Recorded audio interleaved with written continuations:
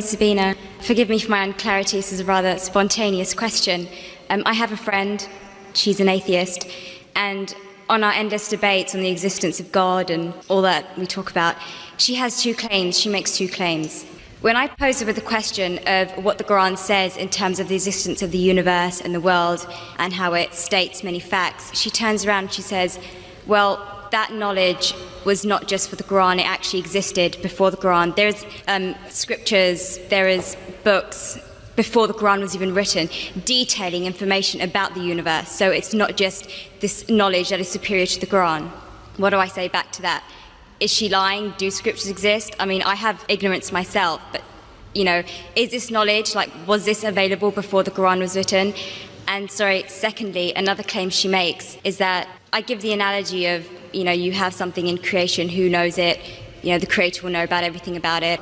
And I talk about, if there is no God, how can we possibly exist if you keep on going further and further and further and back? There's no end, and if there's no end, how do we exist? But then she says, well, from a religious point of view, you say, well, God is the end. Well, I say as an atheist, who says God is the end? Who created God?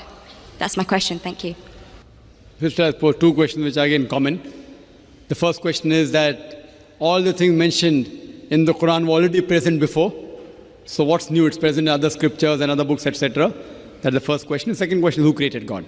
As far as the first question is concerned, I do agree that certain things were present in time before the Quran, but they were not called as established facts. They were not called as established facts. For example, the thing I quoted that the sun, previously people thought that the sun rotating. There are certain things which were there in the Greek history and the philosophical history. But for example, when the Quran speaks about the spherical shape of the earth, these Greeks, they believed that the earth was spherical, but no one believed in them.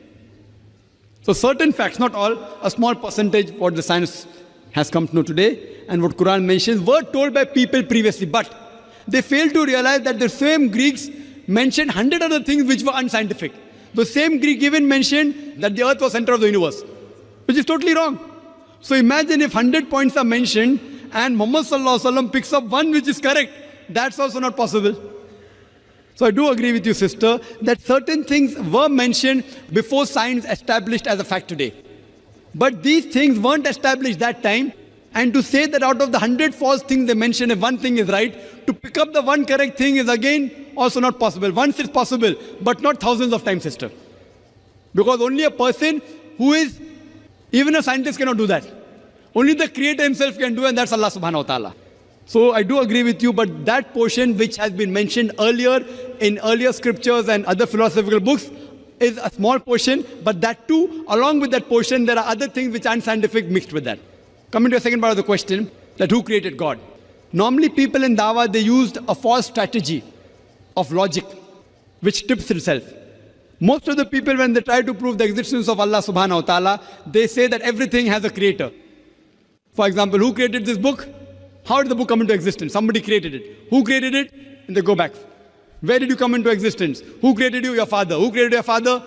The grandfather. And then goes to God. Who created this microphone? Created the factory. Who created the factory? And then they try and prove who created the sun? God. Who created the moon? So based on this, they try and prove that everything has a creator, which according to me is a wrong logic. In my strategy, what I spoke today, I never said everything has a creator. That is the atheist who told me that the first person who will tell about the mechanism of this thing is the creator. I never said that.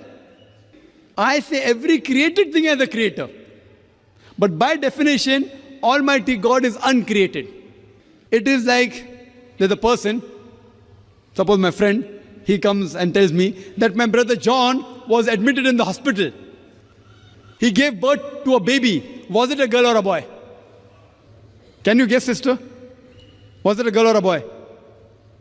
Brother John gave birth to a baby. Was it a girl or a boy?